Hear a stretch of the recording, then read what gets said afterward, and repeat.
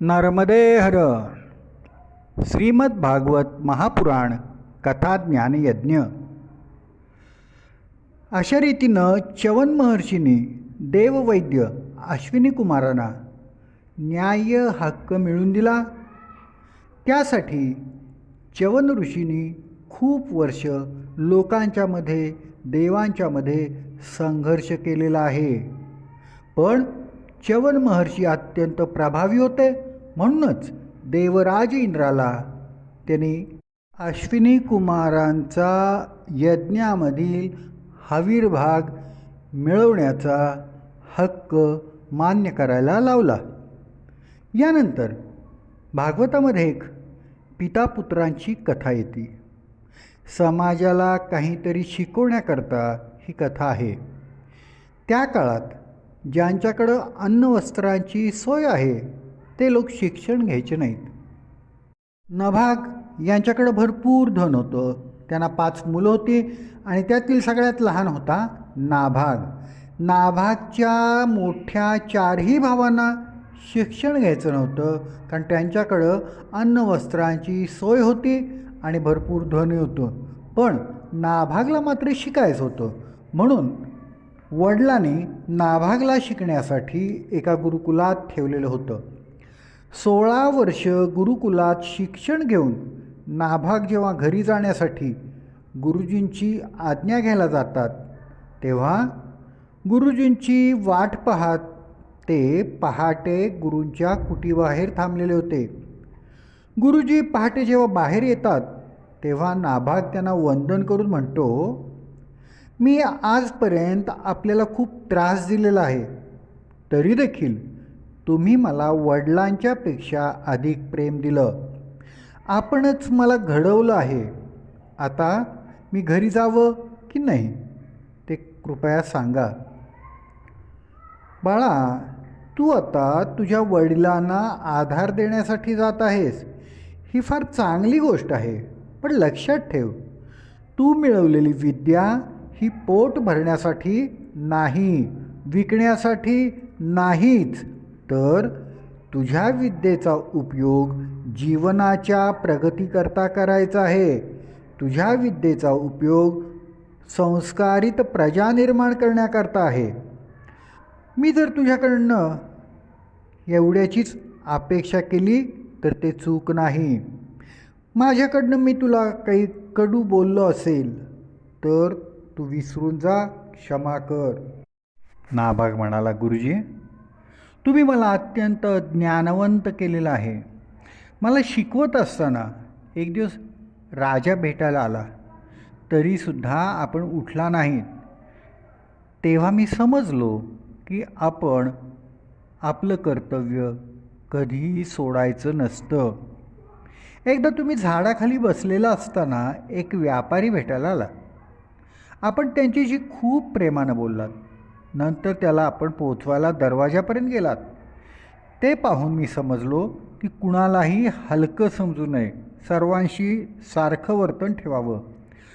गुरुजी, विचार कसा करावा हे मी आपल्याकडूनच शिकलो आहे. माझ्या वाटणीला आता जे काही धन येईल ना, ते धन अर्पण करायला मी लवकरच येईन. आपण मला केवळ ज्ञान नाही तर जीवनच दिलेलं आहे. नाभाग घरी जाताना वाटेतील आश्रमात मुक्काम करत असे. रात्री तेथील सर्व मुलांना तो उपदेश करीत असे. नाभागचा उपदेश ऐकून ऐकणारी मुलं तल्लीन होत. एक दिवस एका आश्रमामध्ये नाभाग मुलांना उपदेश करत होता. तिथे एक वृद्ध बसलेला होता. नाभागचं बोलणं झाल्यावर तो वृद्ध पुढं आला. नाभागनं त्यानं ओळखलं, ते त्याचे वडीलच होते. बाबा, तुम्ही इथं कसे? जीवन शांतीनं जगायचं असेल तर आश्रमातच राहायला हवं. बाबा, घरी सगळं कुशल आहे ना? अरे, कुशल नाही, म्हणूनच मी आश्रमात आलो. जिथं अपमान होतो ना तिथं राहू नये. बाबा, मी घरी जातो आणि बघतो. तुम्ही इथंच थांबून राहा. बाबांना असं सांगून नाभाग घरी आला. नाभाग घरी आल्यावर नाभागच्या चारही भावांनी त्याचं अतिशय उत्तम स्वागत केलं. अरे वा, तुझं तर आता सगळीकडं नाव झालेलं आहे, तुझं सगळीकडं जय जयकार होत आहे. ते ऐकून आम्ही धन्य झालो. तू आता विद्यावान झालास, विद्यावंत झालास, ज्ञानवंत झालास. अरे वा, आम्हाला तुझा गर्व वाटतो. नाभाग म्हणला, वडिलांच्या संपत्तीमधील माझी वाटणी कुठं आहे? कृपया मला ती द्यावी. नाभागचे बंधू हसत हसत म्हणाले, अरे तुझी वाटणी? अरे तू तर विद्याधन श्रेष्ठ मानतोस आणि तू दुसऱ्याचं धन कसं काय घेणार? म्हणून आम्ही वडिलांची संपत्ती चौघांनी वाटून घेतली. तुझ्या वाटणीला वडील आलेले आहेत. हे ऐकून नाभाग एक अक्षरही न बोलता तिथून निघाला आणि वडिलांच्याकडं परत आला. गुरुजी म्हणाले, ते खरं आहे. आपण गावोगाव फिरून प्रजेला, लोकांना संस्कारित केलं पाहिजे. नाभागला लक्षात आलं. असा विचार करत करत नाभागाला त्याने वडिलांचे पाय पकडले. तेव्हा वडील म्हणाले, त्यांचं म्हणणं तू ऐकू नकोस. एक दिवस नाभागला त्याचे वडील म्हणाले, नाभाग, इथून काही अंतरावर अंगिरस गोत्राचे मोठे बुद्धिमान ब्राह्मण एक यज्ञ करत आहेत. हे अंगिरस अत्यंत विद्वान आहेत, अत्यंत श्रेष्ठ आहेत. तरीसुद्धा प्रत्येक वेळी 6व्या दिवशी कर्माच्या वेळी त्यांना मंत्रच आठवत नाहीत. ते त्या मंत्राचं शेवटचं सूत्र विसरत आहेत. त्यामुळं त्यांचा हा यज्ञ दीर्घकाळ चालू आहे, कारण यज्ञाची पूर्णाहुतीच होत नव्हती. हे प्रियपुत्रा नाभागा, तू पितृभक्ती आणि गुरुभक्तीने परिपूर्ण आहेस. आपला यज्ञ पूर्ण होत नाही, तो दीर्घकाळ चालू आहे. याची राजाला खूपच खंत वाटत आहे. राजाला त्याची व्यथा आहे. नाभागा, मी सांगतो तसं कर. तू त्या यज्ञभूमीकडे जा. तू यज्ञ करणाऱ्या ऋषींना भेट, राजाला भेट आणि तिथंच थांब. ज्यावेळी यज्ञाची पूर्णाहुतीची वेळ होईल ना, तेव्हा तू मी सांगतो ते मंत्र म्हण, कारण मला यज्ञात पूर्णाहुती करण्याचे शेवटचं सूत्र, शेवटचे मंत्र ठाऊक आहेत. त्याच वेळेला तू जर त्यांना ते सांगितलंस तर तो यज्ञ लवकर पुरा होईल. असं म्हणून नाभागच्या वडिलांनी यज्ञ पूर्ण करण्याकरता शेवटची जे मंत्र आहेत, अंतिम मंत्र आहेत, ते सांगितले आणि शेवटचं सूत्रही सांगितलं आणि ते पठण करून घेतलं. त्यानंतर वडील म्हणाले, नाभागा, जेव्हा तू हे मंत्र म्हणशील तेव्हा यज्ञ पुरा होईल. ते ऋषी महात्मे जेव्हा स्वर्गात जाऊ लागतील तेव्हा यज्ञात उरलेले धन तुला देतील. तेव्हा बाळा तू तिकडंच जा. वडिलांच्या सांगण्याप्रमाणे नाभाग जिथं अंगिरस गोत्राचे विद्वान ब्राह्मण यज्ञ करत होते तिथं गेला. तिथंच तो बसून राहिला आणि बरोबर यज्ञ पूर्ण व्हायच्या वेळेला त्यांनी वडिलांनी सांगितलेली 2 वैश्वदेव सूक्त म्हणली, त्याचं पठण केलं आणि अंतिम मंत्र म्हणले. त्याबरोबर यज्ञ पूर्ण झाला. तेव्हा राजा तसेच सर्व ऋत्विज अत्यंत प्रसन्न झाले आणि त्याने यज्ञातील उरलेलं सर्व धन नाभागला दिलं. नाभाग अत्यंत प्रसन्न होऊन ते सर्व धन घेऊन परत निघाला. नाभागला वाटेत एक काळा पुरुष भेटला आणि तो नाभागला म्हणाला, हे धन, हे वित्त कुणाचं आहे? हे धन तुझं नाही, तरी तू हे कुठं घेऊन चाललेलं आहेस? यज्ञभूमीवरील शेष धन, शेष द्रव्य हे माझं आहे. नाभग म्हणतो, अहो असं काय म्हणताय, मी काही चोर नाही आहे, हे धन मी चोरलेलं नाही आहे. 10 वर्ष जो यज्ञ पूर्ण होत नव्हता तो मी पूर्ण करून दाखवला. म्हणून राजाने प्रसन्न होऊन, ऋत्विजाने प्रसन्न होऊन आनंदानं हे धन द्रव्य मला दिलंय आणि तेच मी घेऊन चाललेलो आहे. काळा पुरुष हसला आणि म्हणाला, बाळा, यज्ञभूमीवरील शेषद्रव्य शेषधन कुणाचं असतं याबद्दल धर्मशास्त्र काय म्हणतं हे बघायला पाहिजे का नाही, का आपलं कुणी सांगितलं घेऊन जा की घेऊन जायचं. नाभाग म्हणला, मी हे धन माझे वडील आणि गुरूंना देणार आहे. मी या धनातनं काही माझं घर बांधायला निघालेलं नाही आहे. काळा पुरुष तो म्हणाला, बाळा, तू अजून लहान आहेस, तू शिकलेला आहेस, पण तू शहाणा झालेला नाही आहेस. जा तू घरी, वडिलांना विचार आणि सांग की यज्ञभूमीवर उरलेलं धन आणि उरलेलं द्रव्य यावर कुणाचा अधिकार असतो. विचार करा, समोर आपल्या ताब्यातलं भरपूर विपुल धन आहे आणि दुसराच माणूस त्याची मागणी करतोय. आपल्याला तर धनाची खूप गरज आहे, आपल्याजवळ केवळ दारिद्र्य आहे. अशा नाभागनं काळा पुरुष सांगतो म्हणून घरी जाऊन वडिलांना विचारलं की हे धन कुणाचं आहे. तेव्हा वडील म्हणाले, दक्ष प्रजापतीच्या यज्ञात एकदा ऋषींनी हा निर्णय केलेला आहे की यज्ञभूमीवरील जे काही शेष शिल्लक धन द्रव्य असेल ते सर्व रुद्रदेवाचं असेल, म्हणून ते धन महादेवांनाच मिळायला हवं. नाभाग परत आला, परत त्या काळ्या पुरुषाकडं आला. त्याला त्याने प्रणाम करून सांगितलं, प्रभू, यज्ञभूमीवरील सर्व वस्तू आपल्याच आहेत असंच माझ्या वडिलांनी मला सांगितलं आहे. मी आपली क्षमा मागतो. तेव्हा रुद्र म्हणाले, तुझ्या वडिलांनी धर्माप्रमाणे निर्णय दिला आणि तू सुद्धा खरे बोललास. तू वेदांचा अर्थ जाणतोसच. आता मी तुला सनातन ब्रह्मतत्वाचं ज्ञान देतो. नीट एकाग्र चित्तानं ऐक. असं म्हणून त्यांनी नाभागला ब्रह्मज्ञान दिलं आणि नंतर ते म्हणाले, यज्ञात उरलेला माझा जो धनाचा द्रव्याचा भाग आहे ते मी तुलाच देत आहे, याचा तू स्वीकार कर. एवढं बोलून सत्यप्रेमी भगवान रुद्र अंतर्धान पावले आणि भरपूर धन द्रव्य घेऊन तसंच आत्मज्ञान प्राप्त करून नाभाग आपल्या वडिलांच्याकडं परतला. या नाभागचाच पुत्र आहे अंबरीष. आपल्या वृद्ध मातापित्यांची जबाबदारी टाळता कामा नये.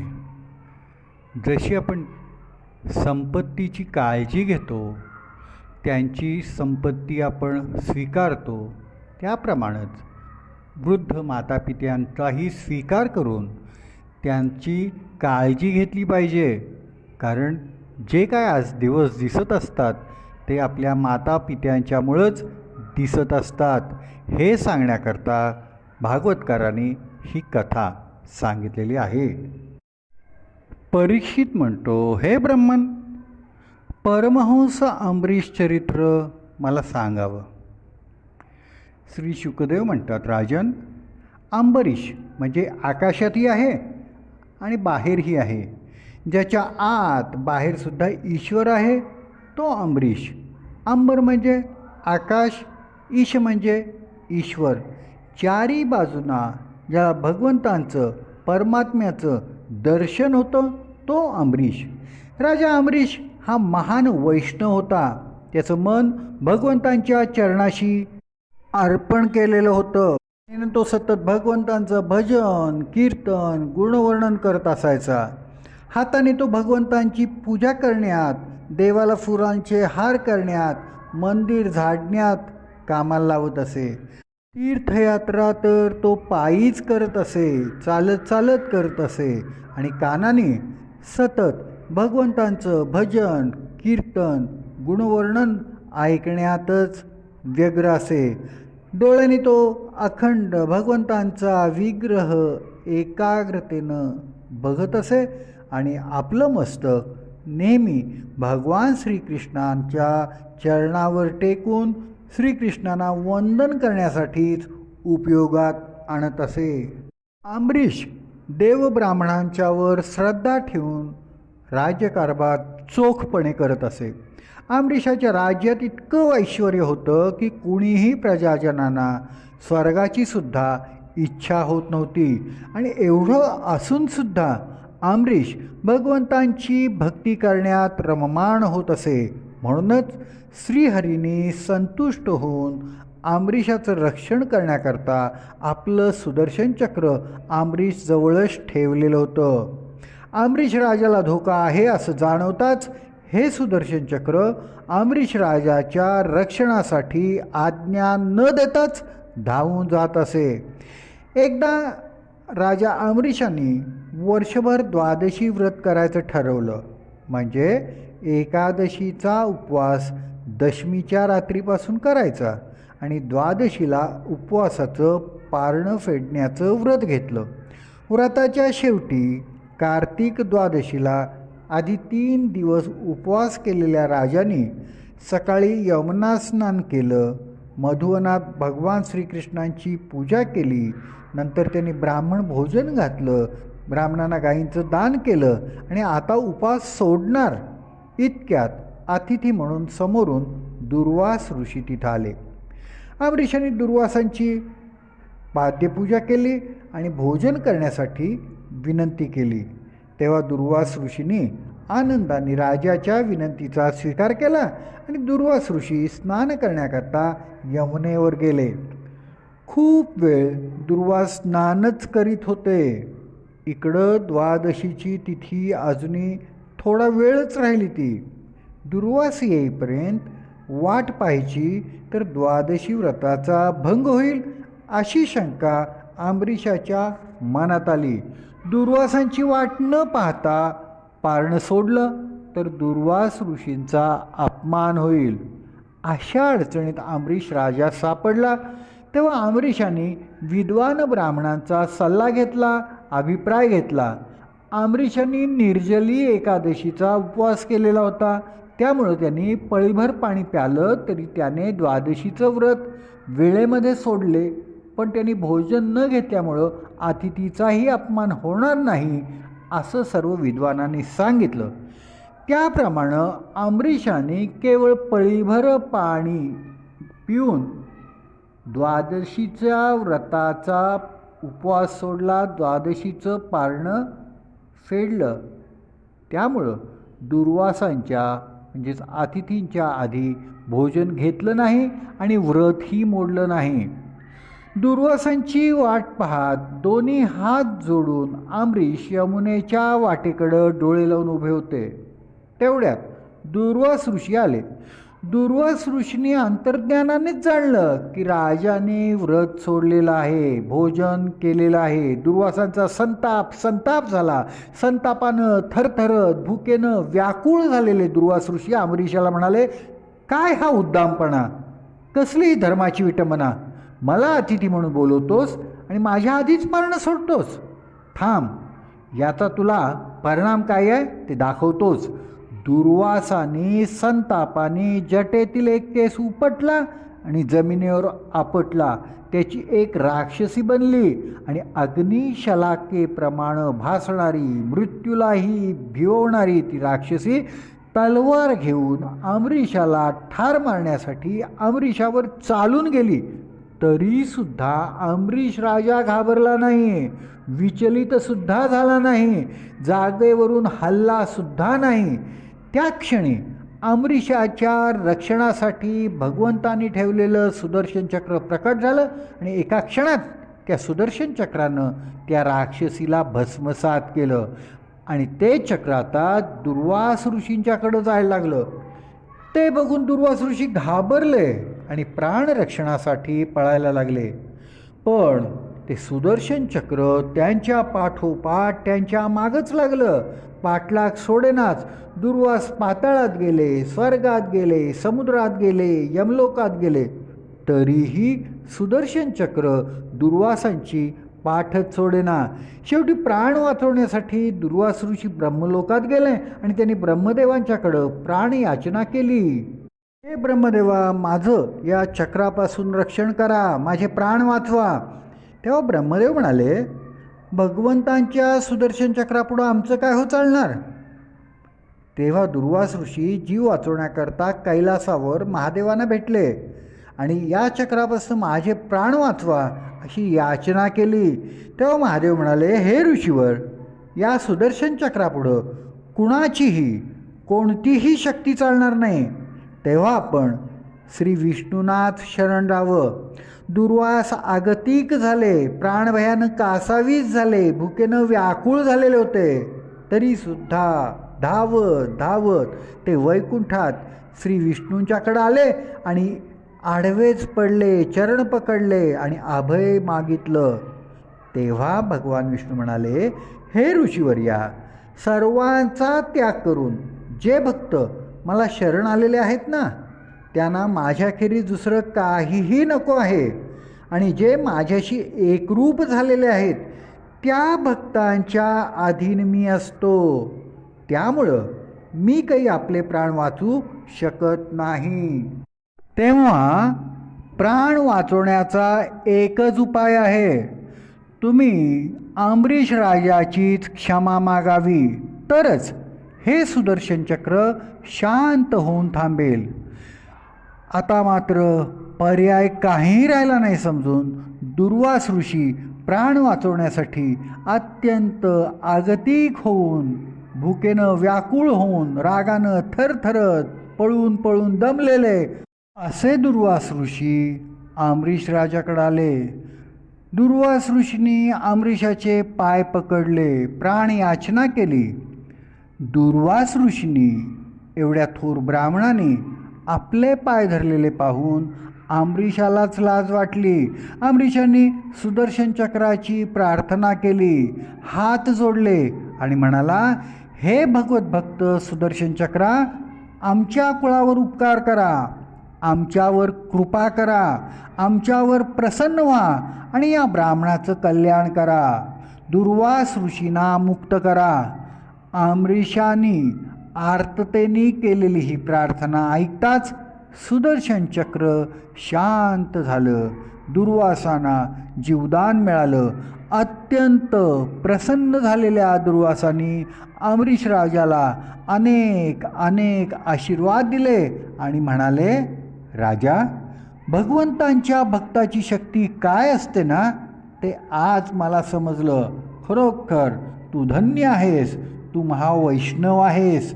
तेव्हा अंबरीश राजांनी दुर्वासांची पाद्यपूजा केली आणि अत्यंत प्रेमानं त्यांना भोजन दिलं. भुकेनं व्याकुळ झालेले दुर्वास त्या रुचकर भोजनानं अत्यंत तृप्त झाले. त्यांनी राजाला आता तू भोजन कर म्हणून सांगितलं आणि निघून गेले. सुदर्शन चक्र मागं लागल्यामुळं दुर्वास पळत पळत राहिले. त्यात 1 वर्षाचा काळ गेलेला होता आणि अंबरीश राजा तोपर्यंत 1 वर्षभर केवळ पाणी पिऊनच उभा होता. तो उपवास राजांनी अन्नग्रहण करून सोडला. आपला महिमा हा भगवंतांचाच महिमा आहे हे अंबरीश राजा जाणून होता. त्यानंतर अंबरीश राजांनी तपश्चर्या करून ब्रह्मपदाला गेला. परीक्षित राजा, मांधाताच्याच कुळामध्ये त्रिबंधनचा पुत्र सत्यव्रत हाच पुढे त्रिशंकू नावानं विख्यात झाला. सत्यव्रतानं केलेल्या 3 पापामुळं त्याला त्रिशंकू म्हणून ओळखत. त्याने काय पापं केली ती? पहिलं पाप त्याचं वडिलांना अतिशय त्रास दिलेला होता. दुसरं पाप त्यांनी गुरूंची गाय मारलेली होती आणि तिसरं पाप प्रोक्षण न करता त्यांनी वस्तू वापरली. ही 3 पापं त्याला सारखी खेळ्यासारखी टोचत म्हणून तो त्रिशंकू नावानं ओळखला जाईल. एकदा त्रिशंकूनं विवाहाकरता उभी असलेली ब्राह्मण कन्या पळवली. हे कळल्यावर त्याच्या वडिलांनी अतिशय संतापानं त्याला शाप दिला की तू चांडाळ हो. म्हणून तो चांडाळ झाला. त्रिशंकूला सदेह स्वर्गात जाण्याची खूप इच्छा होती. म्हणून त्यांनी वसिष्ठांना सांगितलं की मला तुम्ही तुमच्या प्रभावानं सदेह स्वर्गात पाठवा. तेव्हा वसिष्ठ म्हणाले, तुला तो अधिकार नाही म्हणून मी तुला सदेह स्वर्गामध्ये पाठवणार नाही. नंतर त्रिशंकू विश्वामित्रांच्याकडे गेला आणि मला सदेह स्वर्गामध्ये पाठवा म्हणून विनंती केली. आणि असंही सांगितलं की यापूर्वी मी वसिष्ठांना विनंती केली तेव्हा त्यांनी तुला अधिकार नाही म्हणून सदेह स्वर्गात पाठवणार नाही असं सांगितलं आहे. विश्वामित्राने हे ऐकताच मनामध्ये वसिष्ठांच्याबद्दल अत्यंत राग असल्यामुळं ते म्हणाले, वसिष्ठ पाठवत नाहीत ना, मी तुला सदेह स्वर्गात पाठवतो. असं म्हणून आपल्या प्रभावानं विश्वामित्राने त्रिशंकूला सदेह स्वर्गात पाठवलं.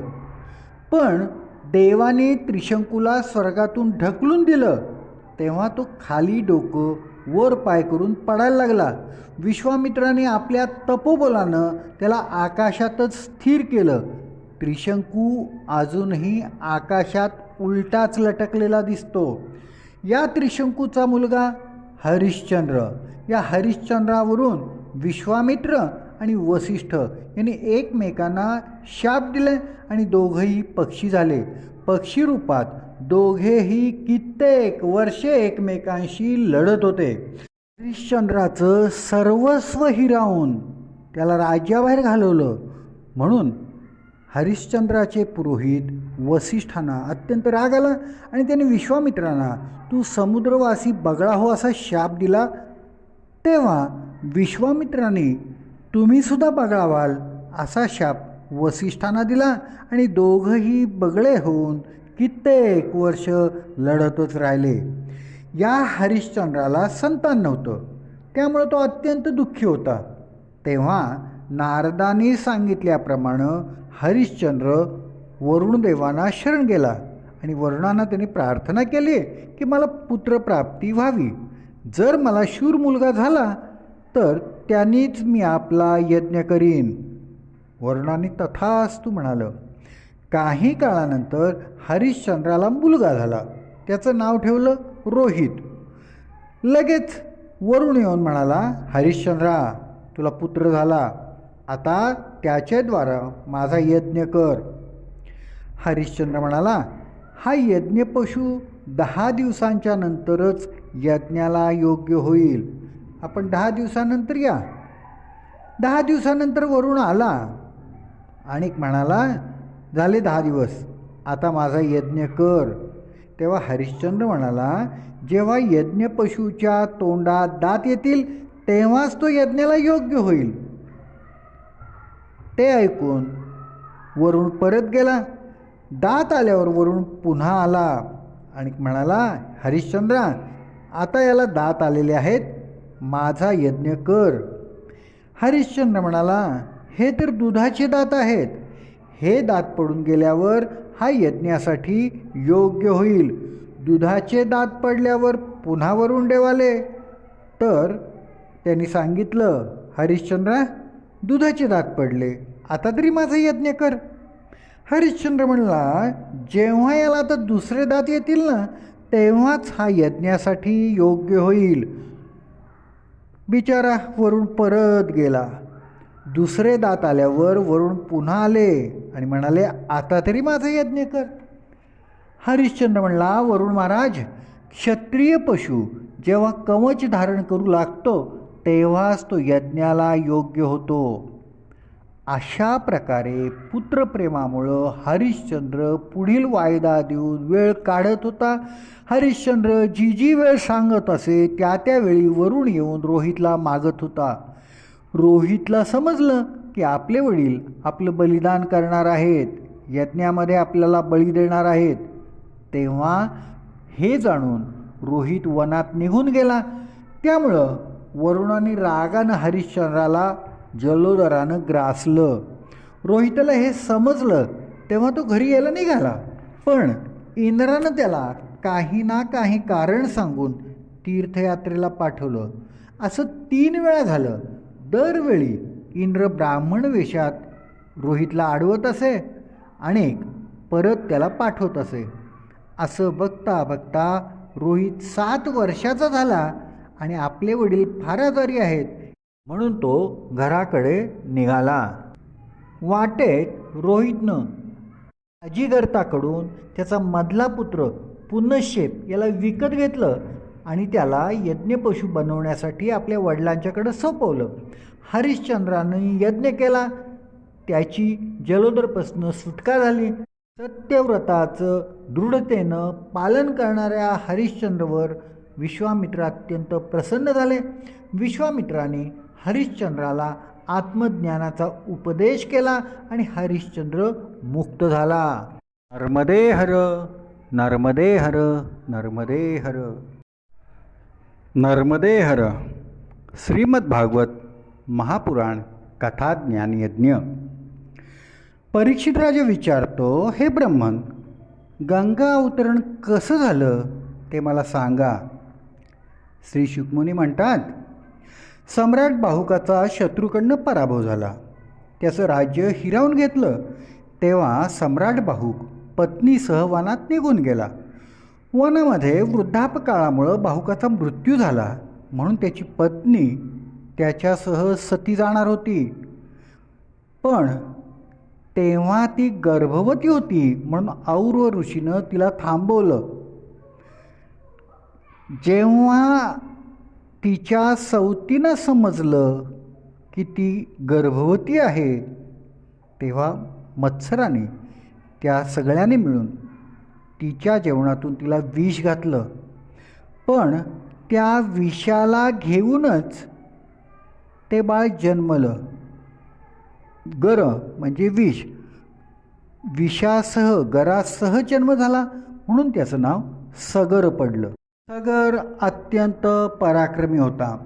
और्व ऋषींच्या उपदेशानुसार सगर राजाने अश्वमेध यज्ञ केला आणि यज्ञात जो घोडा सोडतात तो इंद्राने चोरूनच नेला. तेव्हा सगर सुमतीपुत्राने तो घोडा मिळवण्यासाठी सर्व पृथ्वी खोदली.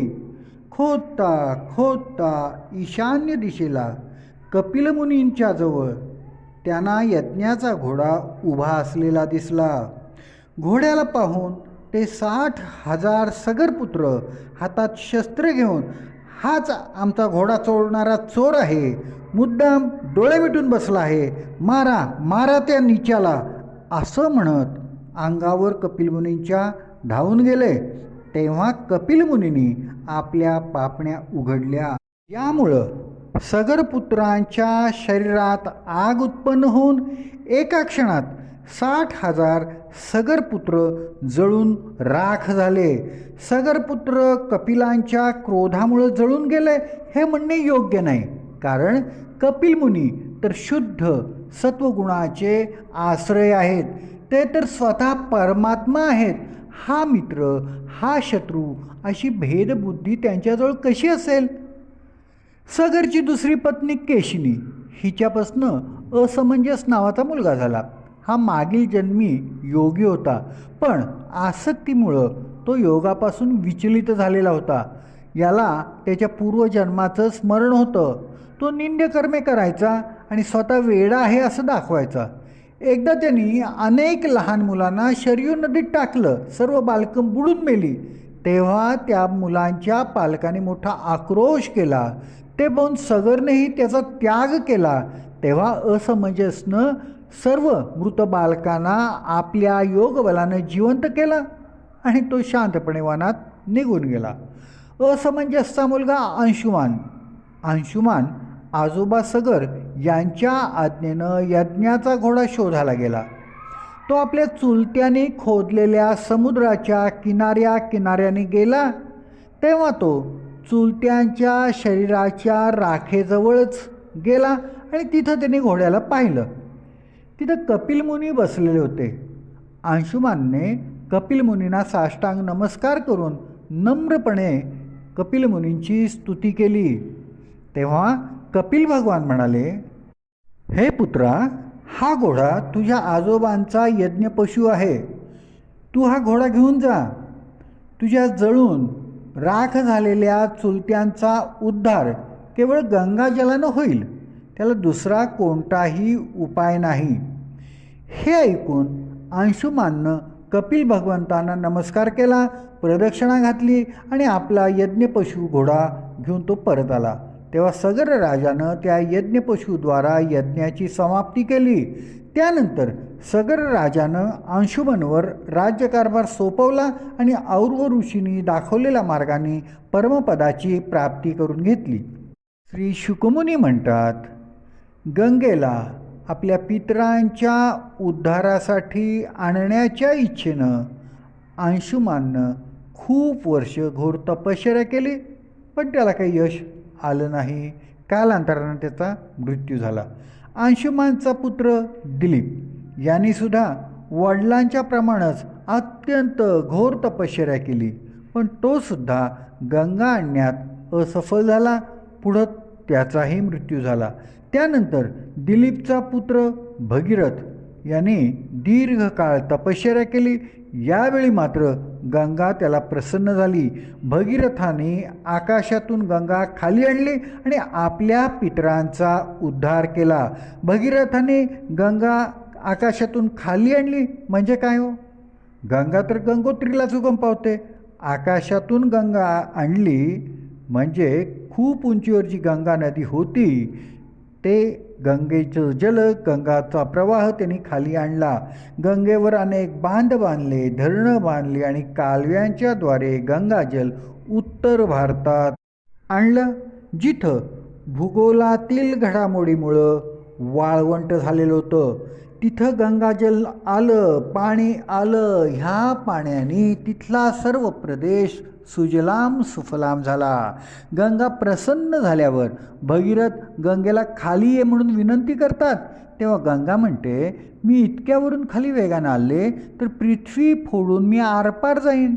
माझा वेग सावरेल, माझा वेग आवरून धरेल असं कोण आहे? त्यासाठी भगीरथाने महादेवांना विनंती केली की आपण गंगावरून खाली येताना तिचा वेग नियंत्रित करावा. महादेव विचार करतात, संपूर्ण समाजाचं, संपूर्ण मानवजातीचं कल्याण होणार असेल तर मी गंगा मस्तकावर झेलीन आणि हळूहळू पृथ्वीवर सोडीन, ज्यामुळं पृथ्वीचंही नुकसान होणार नाही आणि गंगेचा, गंगाजलाचा लोकांना उपयोग होईल. महादेवांच्या मस्तकावर झेललेली गंगा महादेवांच्या जटामध्येच अडकली, फिरली आणि हळूहळू पृथ्वीवर वाहू लागली.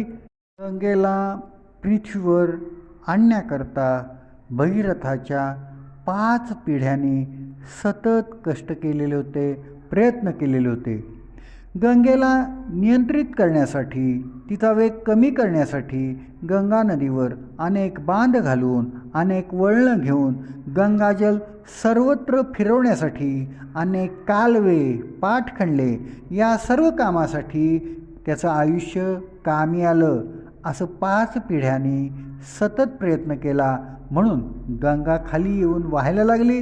सगळं काही सुजलाम सुफलाम करत गंगा गंगासागर येथं कपिल मुनींच्या आश्रमात आली. भगीरथाच्या पितरांच्या राखेला गंगाजलाचा स्पर्श होताच त्या पितरांचा उद्धार झाला, त्यांना स्वर्गप्राप्ती झाली. कारण ही गंगा भगवंतांच्या चरणकमलापासून निघालेली आहे. गंगा प्रवाहाला दिशा दाखवण्यासाठी भगीरथ रथातून पुढं पुढं धावत होता आणि मागोमाग गंगेचा प्रवाह येत होता. अचानक गंगा प्रवाह मागणं आलेला दिसलाच नाही म्हणून भगीरथ मागं फिरले, शोधत शोधत ते एका आश्रमाजवळ आले. भगीरथने विचारलं ऋषींना, माझ्या मागोमाग गंगा प्रवाह येत होता, तो आपण पाहिला का? तो कुठं गेला प्रवाह?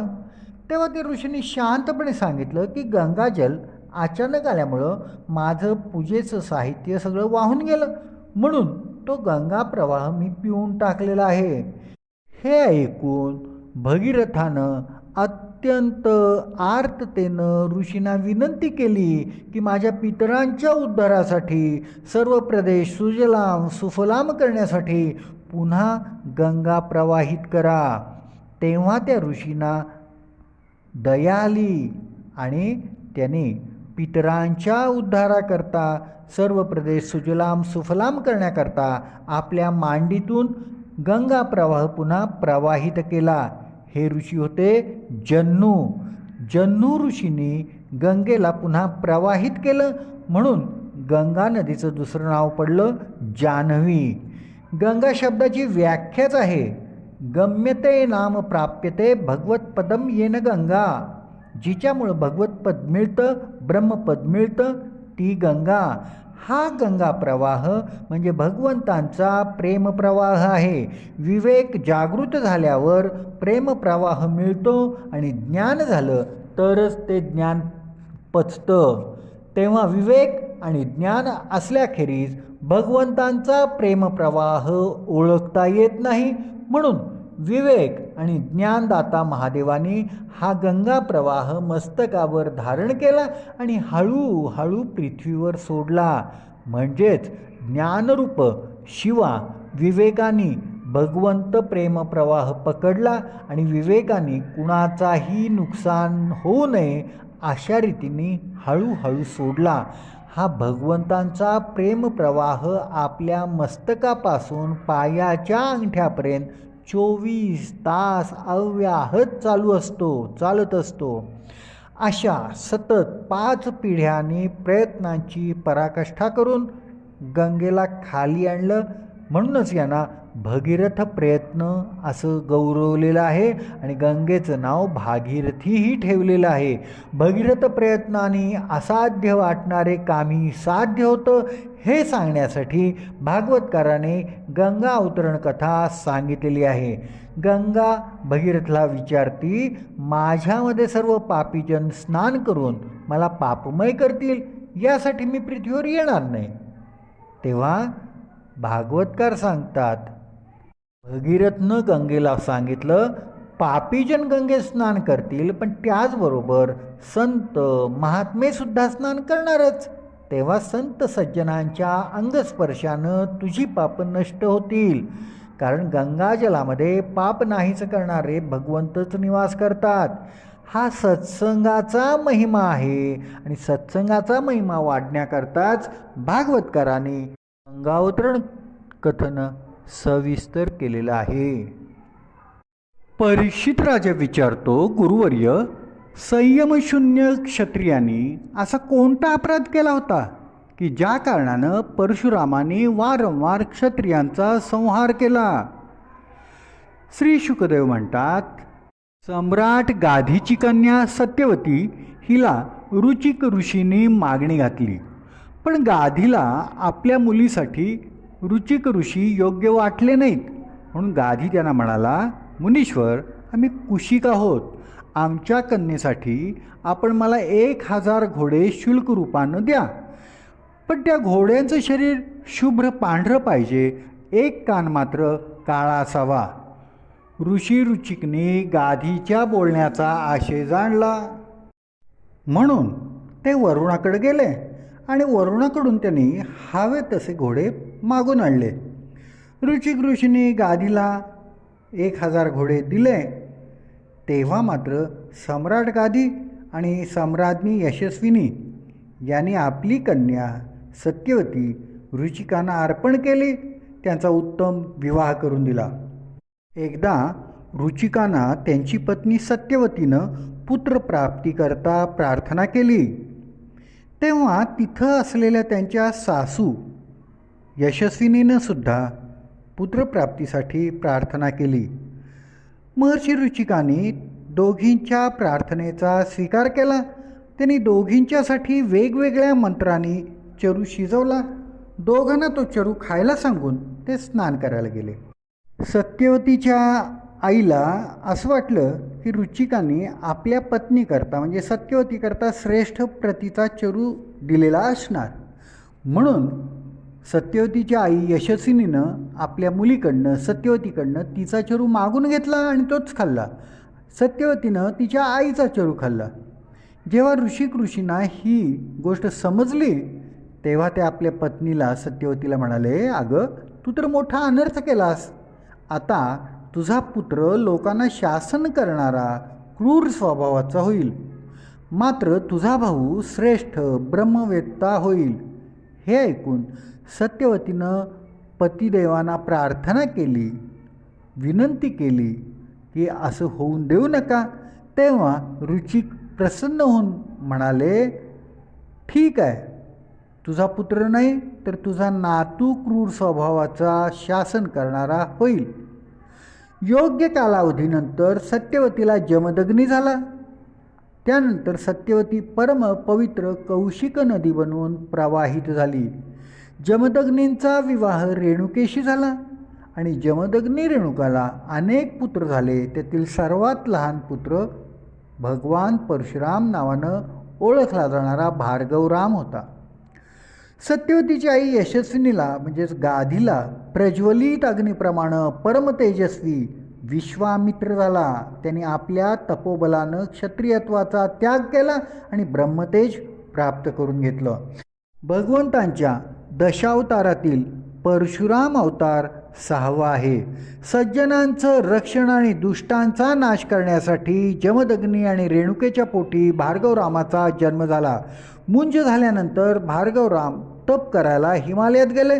तिथं त्यांनी महादेवांना प्रसन्न करून घेतलं. तेव्हा महादेवाने त्यांना तलवार, भाला, कवच आणि शिवधनुष्य दिलं. नंतर भृगु ऋषींचं मार्गदर्शन भार्गवरामाला मिळालं. देवदानव युद्धामध्ये भार्गवराम देवांच्या बाजूने लढले, त्यामुळे देवांचा विजय झाला. नंतर भार्गवरामाने श्री गणेशाची तपश्चर्या केली. श्री गणेशाने भार्गवरामांना परशुविद्या शिकवली आणि आपला परशु भेट दिला. तेव्हापासून भार्गवराम हे परशुराम झाले. एकदा महिष्मती नगरीचा राजा सहस्त्रबाहू अर्जुन शिकार करायला वनात गेला. तेव्हा तो जमदग्नी आश्रमात गेला. तेव्हा जमदग्नीने आपल्या कामधेनूच्या प्रतापानं सर्व सेना, मंत्री आणि हैहयाधिपती अर्जुनाचं उत्तम आतिथ्य केलं. तेव्हा सहस्त्रबाहू अर्जुनानं सत्काराचा मान न ठेवता कामधेनूच मला द्या म्हणून सांगितलं.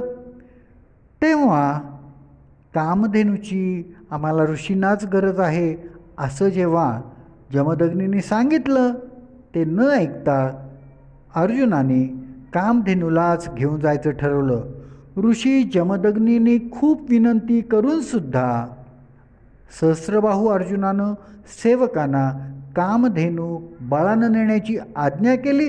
तेव्हा राजाच्या सेवकांनी हंबरणाऱ्या कामधेनूला वासरासह बळजबरीनं महिष्मतीपुरीला नेलं. परशुराम आश्रमात आल्यावर त्यांना राजाच्या दुष्टपणाची हकीकत समजली. त्या क्षणी अत्यंत संतापानं, क्रोधानं भाला, तलवार, धनुष्यबाण, ढाल, परशु घेऊन परशुराम सहस्त्रबाहू अर्जुनांच्या मागे धावला. आपल्या नगरीत प्रवेश करत असतानाच सहस्त्रबाहू अर्जुनानं धावत येणाऱ्या परशुरामांना पाहिलं. तेव्हा त्यांनी आपल्या सर्व शस्त्रसज्ज सेनेला परशुरामांच्यावरच आक्रमण करायला सोडलं. अत्यंत क्रोधानं परशुरामानं एकट्यानंच ती सर्व सेना नष्ट केली. हैहयपती अर्जुनानं सर्व सेनेचा विनाश पाहिला आणि स्वतःच परशुरामावर लढायला धावून आला. एकाच वेळी 500 धनुष्यातून बाणांचा वर्षाव करत करत अर्जुन परशुरामांच्या पुढं उभा आला. तेव्हा परशुरामाने एका मागोमाग एक त्याची 500 धनुष्य मोडली. त्याचे सपासपा 500 हातही तोडून टाकले आणि नंतर परशुरामाने पर्वत शिखराप्रमाणे असलेलं सहस्त्रबाहू अर्जुनाचं मस्तक तोडून टाकलं. वडील मारले जाताच सहस्त्रबाहू अर्जुनाचे 10,000 पुत्र पळून गेले. नंतर परशुरामाने अत्यंत दुःखी अशा कामधेनूला वासरासह आश्रमात आणलं आणि आपल्या वडिलांच्याकडं सोपवलं. वडिलांना सर्व हकीकत सांगितली.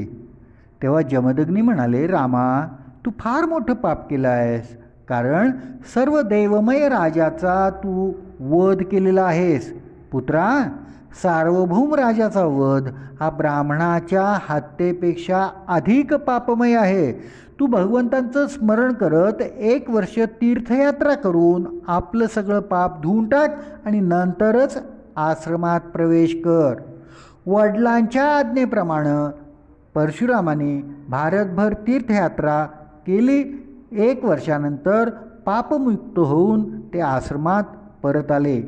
एक दिवस रेणुका माता नदीवर गेलेली असताना तिथं चित्ररथ गंधर्व अप्सरांच्यासह जलक्रीडा करत होता.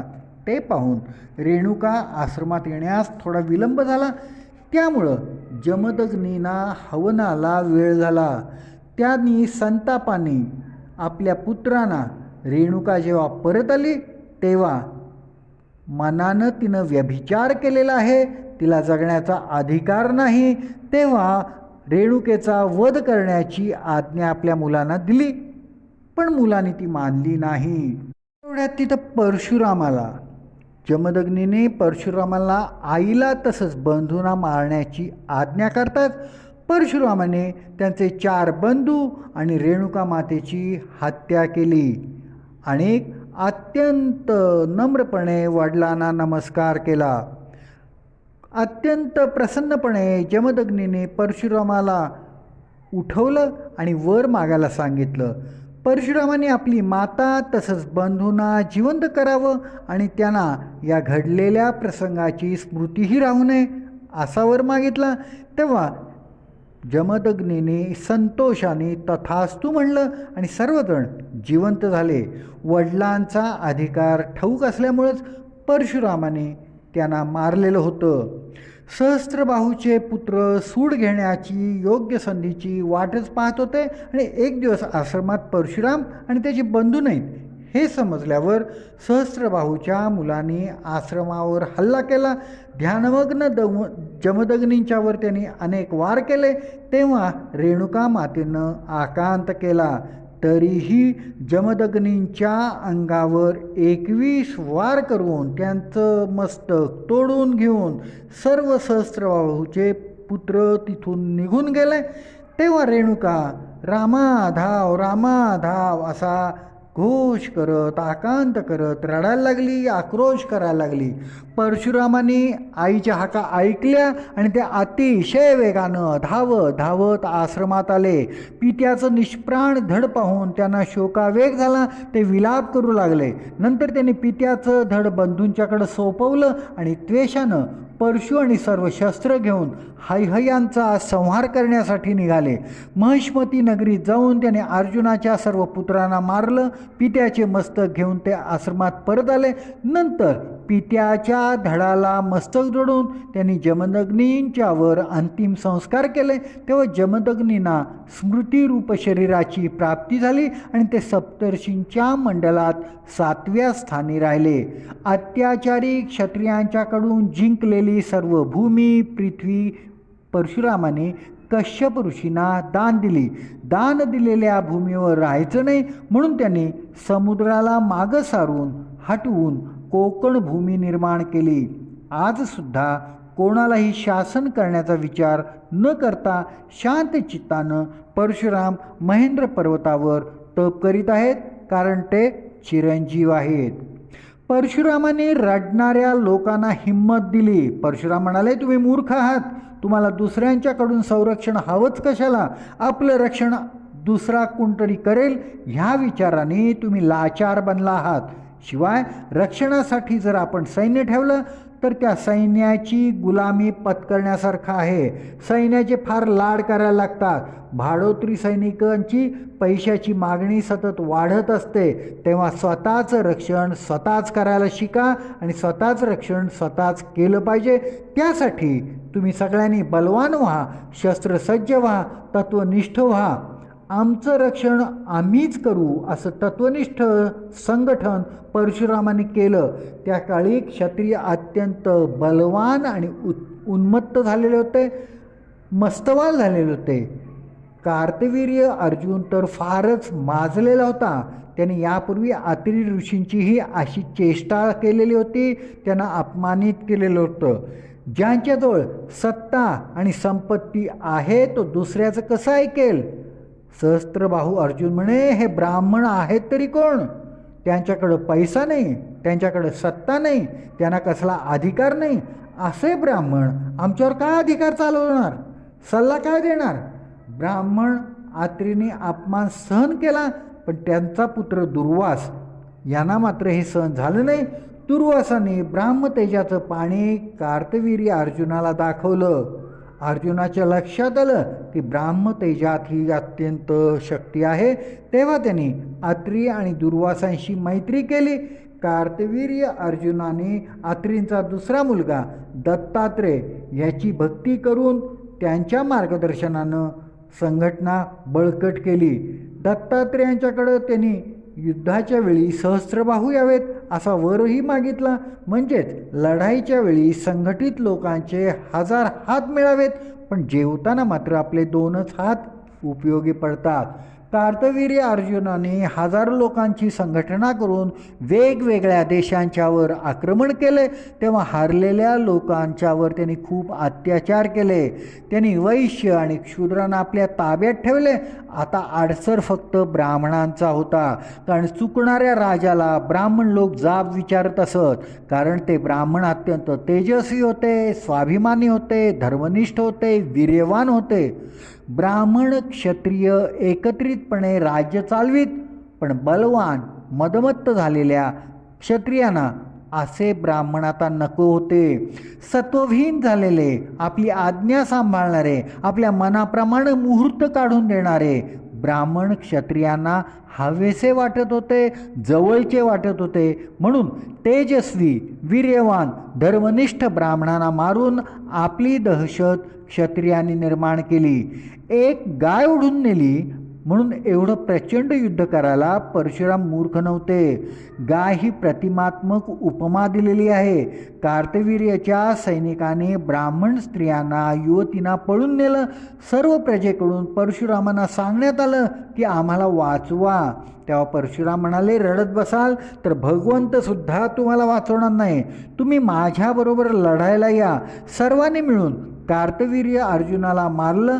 त्यावेळी अत्याचारी 21 राजांना परशुरामाने मारलं. परशुरामाने 21 वेळा पृथ्वी निक्षत्रिय केली हे म्हणणं अयोग्य आहे, कारण लढायला आलेल्या उन्मत्त अत्याचारी राजांना परशुरामाने मारलेलं आहे.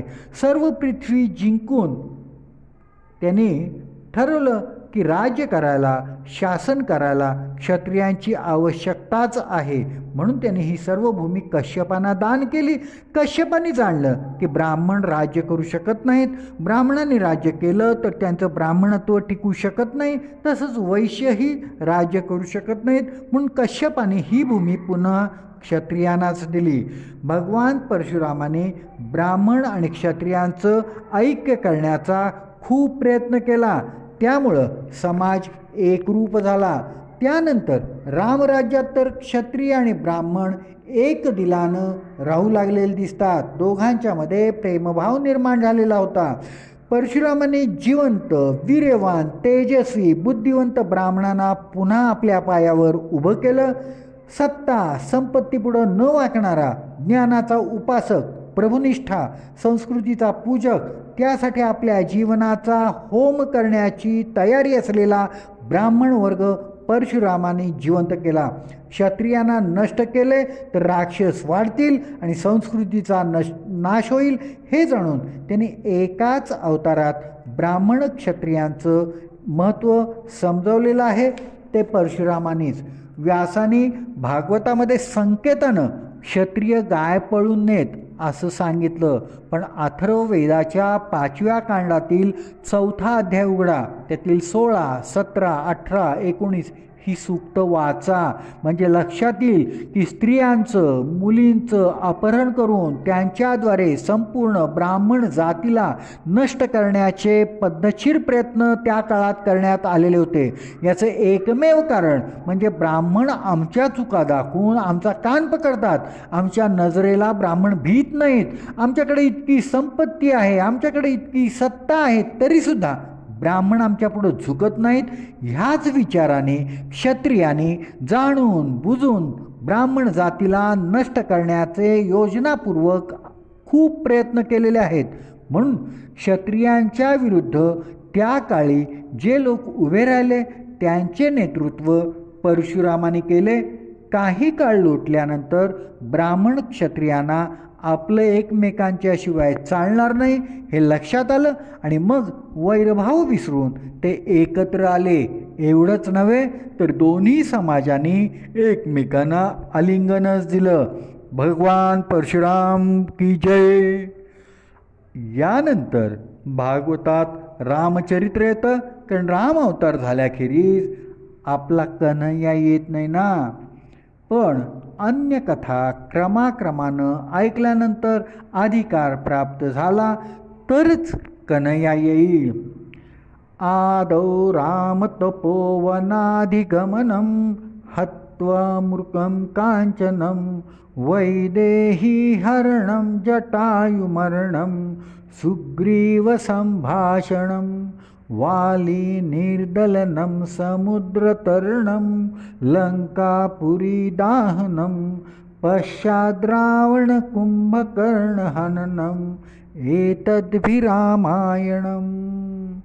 नर्मदे हर नर्मदे हर नर्मदे हर नर्मदे हर. श्रीमद भागवत महापुराण कथा ज्ञान यज्ञ. रघुचा पुत्र अज आणि अजचा पुत्र दशरथ आहे.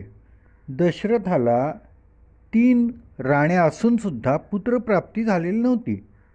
त्याचवेळी पृथ्वीवर दैत्य असुरांचा सगळ्यांना अतिशय त्रास होत होता. म्हणून सर्व देवांनी भगवंतांना प्रार्थना केली. म्हणून श्रीहरीच आपल्या अंशानं 4 रूपे धारण करून राम, लक्ष्मण, भरत, शत्रुघ्न नावाने दशरथांचे पुत्र झाले. बोला श्री रामचंद्र भगवान की जय.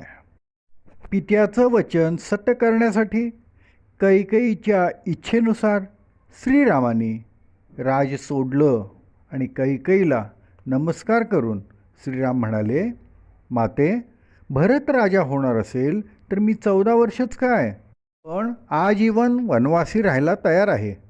तुझं भरतापेक्षा माझ्यावर प्रेम अधिक आहे, म्हणूनच तू मला ऋषीमुनींचा सहवास मिळावा, मला सत्संग घडावा म्हणूनच वनात पाठवत आहेस.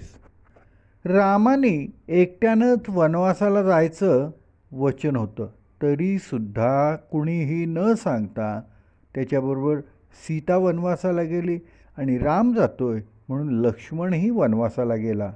वनवासात न जातासुद्धा भरत आणि शत्रुघ्न वनवासी जीवनच जगत होते. 4ही भावांनी 14 वर्ष ब्रह्मचर्य पालनाचं ठरवलं, कारण सीतेनं रामाला वनवासात मी ब्रह्मचर्य पाळेन असं सांगितलं होतं. म्हणून दुसऱ्यासाठी आपल्या सुखाचा त्याग करायला रामायण शिकवतं. वनामध्ये रावणाजीवन शूर्पणखा रामावर मोहित होऊन माझ्याशी लग्न कर म्हणून मागं लागली, पण श्रीराम तयार होईनात. तेव्हा श्रीराम आणि माझ्यामध्ये सीतेचा आडसर येत आहे असं वाटून शूर्पणखा सीतेलाच मारण्याकरता धावली. तेव्हा श्रीरामांच्या इच्छेनुसार लक्ष्मणानं शूर्पणखेला विद्रूप करून सोडलं. तेव्हा संतापलेल्या शूर्पणखेनं आपला भाऊ रावणाकडे जाऊन सीतेचं असं वर्णन सांगितलं की रावण सीतेवर आसक्त झाला.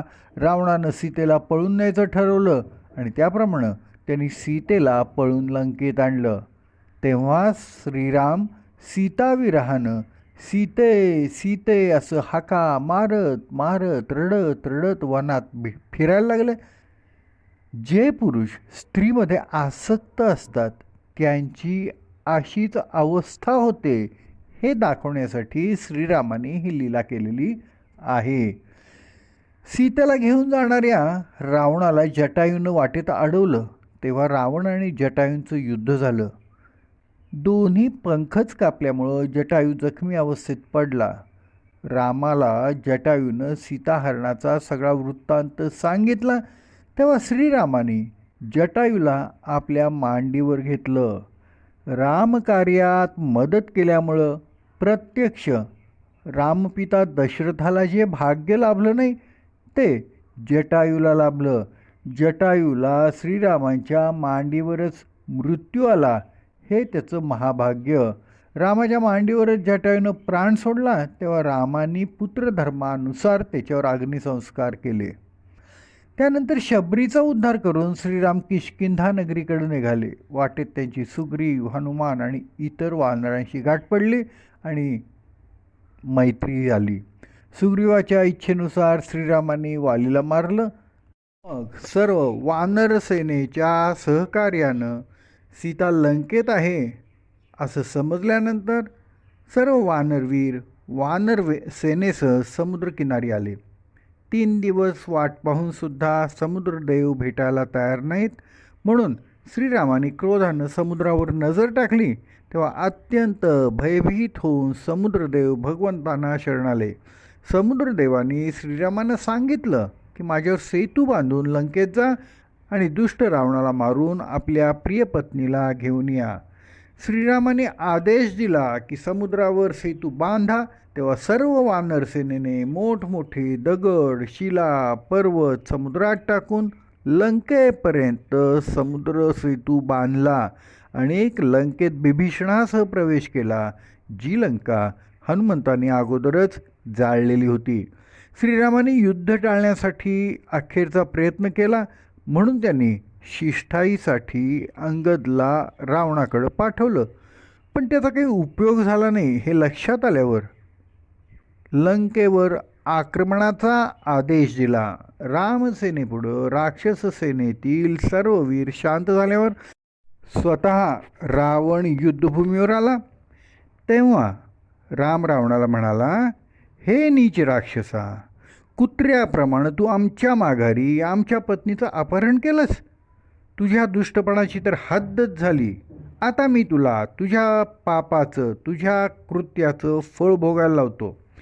त्यानंतर अगस्त्य ऋषींच्या योजनेनुसार, उपदेशानुसार रावणाच्या छातीत बाण मारून श्रीरामाने रावणाचं हृदय विदीर्ण केलं. तेव्हा रावण रक्त ओकत ओकत खाली पडला. रावण, कुंभकर्ण यांचा श्रीरामाने उद्धार केला. हेच ते जय विजय 3 जन्म असुरयोनीत घेऊन आता वैकुंठात पुन्हा द्वारपाल म्हणून गेले. रावणासारख्या पापीचं अंतिम कार्य करायला बिभीषणसुद्धा तयार नव्हता. तेव्हा रामानं त्याला सांगितलं, रावणाला माझा बंधू समजून त्याचा उत्तर कार्य कर. त्यानंतर बिभीषणाने रावण तसंच सर्व त्याच्या नातलगांचं पितृयज्ञाच्या विधीनं शास्त्रानुसार अंत्येष्टिकर्म केलं. रामानं लक्ष्मणाकडून बिभीषणाचा राज्याभिषेक करून लंकेचं राज्य त्याला दिलं. सीतेला अशोकवनात पाहून रामाला सीतेला अतिशय आनंद झाला. त्यानंतर सीतेसह हनुमान, बिभीषण, सुग्रीव यांच्यासह श्रीराम अयोध्येला परतले. त्यापूर्वी श्रीरामाने हनुमंतांना भरताकडे पाठवलं. भरताच्या मनात अयोध्येच्या सिंहासनाचा मोह उत्पन्न झाला असेल तर अयोध्येला मी जाणार नाही असं मनात ठरून श्रीरामाने प्रथम हनुमानाला भरताच्या मनातील हेतू जाणण्यासाठी पाठवलं. हनुमानाने भरत भेट घेऊन जाणलं की भरत महान रामभक्त आहे, त्याच्या मनात राज्याचा लोभ नाही. आणि हे समजल्यानंतरच श्रीराम अयोध्येला गेले. श्रीराम वनवासात गेल्यापासून भरत गोमूत्रात शिजवलेल्या जवाच्या कण्या खाऊन राहिलेला होता. चटईवर झोपत होता, वल्कलं नेसत होता, जटा वाढवलेल्या होत्या. हे पाहून श्रीरामांचं हृदय अत्यंत करुणेनं भरून आलं. भरताला श्रीरामाने आलिंगन दिलं. सर्वांनी, अयोध्येच्या नागरिकांनी उत्साहानं श्रीरामांचं स्वागत केलं. वसिष्ठांनी विधीपूर्वक रामाच्या जटा उतरवल्या, मंगल स्नान घालून सुंदर वस्त्र आभूषणं दिली. भरताने श्रीरामांच्या चरणांवर लोटांगण घेतलं आणि मनधरणी केली. तेव्हाच श्रीरामाने अयोध्येच्या राजसिंहासनाचा स्वीकार केला. त्यानंतर श्रीरामाने सर्व प्रजेचं पित्याप्रमाणे पालन केलं. रामराज्य सुरू झालं. रामराज्यात सर्व प्रजा अत्यंत सुखी होती. कुणालाही चिंता नव्हती, भय नव्हतं, रोग नव्हते, शोक नव्हता, वृद्धावस्थासुद्धा नव्हती, थकवाही येत नव्हता. तसंच ज्यांना मरण नको होतं अशांना मृत्यूही येत नव्हता. एकदा प्रजेमध्ये सीतेबद्दल चांगलं मत नाही हे समजल्यावर श्रीरामाने लोकापवादाला घाबरून सीतेचा त्याग केला. तेव्हा सीता वाल्मिकी आश्रमात राहायला लागली. श्रीरामाने सीता त्याग केला तेव्हा सीता गर्भवती होती. वाल्मिकी आश्रमातच सीतेनं लवकुशांना जन्म दिला. वाल्मिकी महर्षी यांनीच या रघुकुल वंशजांचं जातक कर्म केलं. त्यावेळी लक्ष्मणाला अंगद आणि चित्रकेतू, भरताला तक्षक आणि पुष्कल, शत्रुघ्नला सुबाहू आणि श्रुतसेन अशी मुलं झाली. वाल्मिकींनी ब्रह्मदेवांच्या आज्ञेनुसार रामचरित्र लिहिलं, लवकुशना शिकवलं आणि रामाचा जेव्हा यज्ञ सुरू होता तेव्हा कुशलवांना रामचरित्र गान करीत अयोध्येला रस्त्यावरनं फिरायला सांगितलं आणि अयोध्येला पाठवलं. कुशलवांचं रामचरित्र गाणं ऐकून प्रजा तर वेडीच झाली. प्रजेच्या लक्षात आलं आपण सीतेबद्दल जे मत केलेलं होतं त्यामध्ये चूक झालेली होती, आपलंच काहीतरी चुकलेलं आहे अशी प्रजेची खात्री पटली. श्रीरामाने कुशलवला यज्ञामध्ये गायनाकरता बोलवलं तेव्हा श्रीरामाने ओळखलं नव्हतं की हे आपले पुत्र आहेत. पण जेव्हा अत्यंत आनंदानं गाणं पूर्ण झालं आणि श्रीरामाने त्या मुलांना आपल्या गुरूंनाही बोलवा असं सांगितलं तेव्हा वाल्मिकी सीतेसह रामाच्या यज्ञ मंडपात आले. तेव्हा वाल्मिकीने सगळ्यांच्या समोर सांगितलं, श्रीरामा हे तुझेच पुत्र आहेत. तरीसुद्धा श्रीरामाने सीतेला स्त्रीच्या पावित्र्याबद्दल अपमानजनक प्रश्न विचारला. तेव्हा सीतेनं ठरवलं, बस आता नाही, आता विटंबना नकोच असं म्हणून श्रीरामचरणांचं ध्यान करीत तिनं भूमी प्रवेश केला. ते पाहून श्रीरामांना अत्यंत शोक झाला. श्रेष्ठ पुरुषांना सुद्धा स्त्री पुरुष संबंध दुःख देतो तर सामान्य जनांची काय गत होणार हे दाखवण्याकरता श्रीरामाने अत्यंत शोक केलेला आहे. त्यानंतर श्रीरामाने ब्रह्मचर्य पाळून अनेक वर्ष राज्य केलं आणि एक दिवस श्रीरामाने आपला अवतार समाप्त करायचं ठरवलं. तेव्हा सर्व प्रजाजन श्रीरामांना म्हणाले, हे प्रिय श्रीरामा, आमच्यावर प्रीती असेल तर आम्हालासुद्धा आपल्यासह घेऊन जावं. सर्वांचा असा आग्रह पाहून श्रीराम सर्वांनाच माझ्यासह चला असं म्हणाले. दुसऱ्या दिवशी प्रातःकाळी पुढं वसिष्ठ ऋषी हातात मशाल घेऊन, त्यांच्या पाठोपाठ श्रीराम, त्यांच्या पाठोपाठ श्रीरामांची सर्व शस्त्र सजीव रूपामध्ये हजर होती.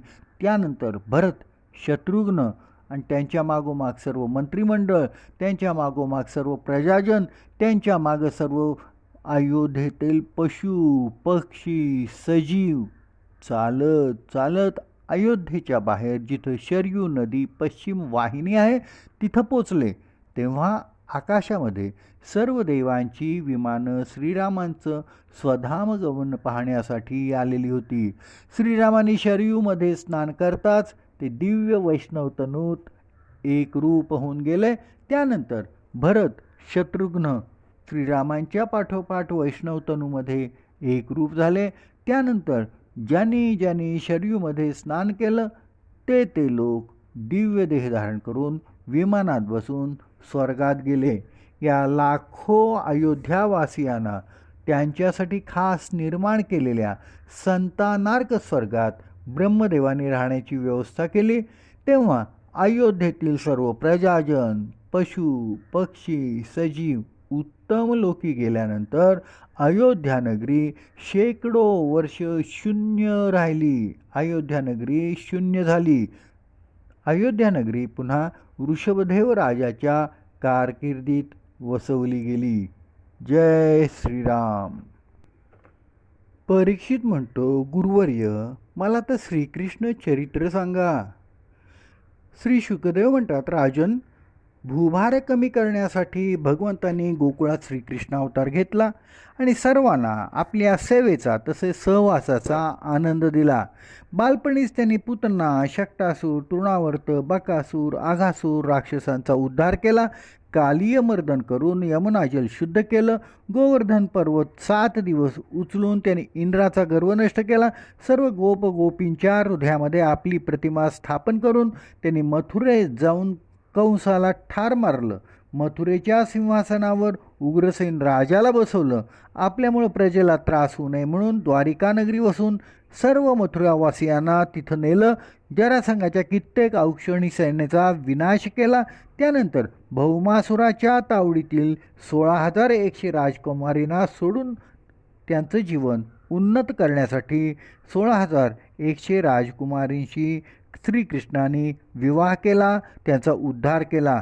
नंतर कौरव पांडव युद्धात कौरव कुलाचा विनाश केला आणि नंतर मदोन्मत्त झालेल्या यादव कुळाचा नाश करून भगवान श्रीकृष्ण स्वधामी परतले. परीक्षित राजा म्हणतो, महाराज काय करू, मी तर कृष्ण चरित्र ऐकायला बसलो आहे. आपण सगळी चरित्र इतकी सविस्तर सांगितली, पण कृष्ण चरित्र किती थोडक्यात सांगितलं. जर कृष्ण चरित्र ऐकायला मी पात्र असेन तर मला सविस्तरपणे श्रीकृष्ण चरित्र सांगावं.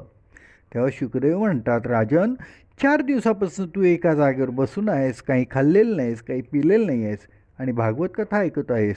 जा काहीतरी खाऊन ये, गंगाजल प्राशन करून नये, कारण तू देही आहेस. मी विदेही असल्यामुळं मला खाण्याची पिण्याची गरज नाही. परीक्षित म्हणतो, महाराज मला तर तहान भुकेचा काहीही त्रास होत नाही, कारण मी आपल्या मुखानं भागवत कथामृताचं अखंड सेवन करतोय. मी आपल्या कानानं भागवत कथामृताचं अखंड पान करतोय. या कथेच्या रसपानानं मला तहान आणि भूक त्रास देऊ शकत नाहीत. शुकमुनी राजाचं हे बोलणं ऐकून सुखावले, कारण राजा सुपात्र आहे, जिज्ञासू आहे. कथेमध्ये तो अत्यंत तन्मय झालेला आहे. श्रीकृष्ण कथा जगात विस्मरण घडवतं, कारण कृष्णकथेमध्ये सर्व रस ओतप्रोत भरलेले आहेत. म्हणूनच श्रीकृष्ण कथा सर्वांनाच आवडतात. जेव्हापासून भागवत कथामृतरूपी गंगा वाहू लागली तेव्हापासून भागीरथी गंगेचं महत्त्व कमी झालं, कारण भागीरथी गंगेत स्नान केल्यावरच शारीरिक मलिनता दूर जाते, पण मन स्वच्छ होत नाही. पण भागवत कथामृतरूपी गंगा मनाची मलिनता दूर करते. नर्मदे हर, नर्मदे हर, नर्मदे हर.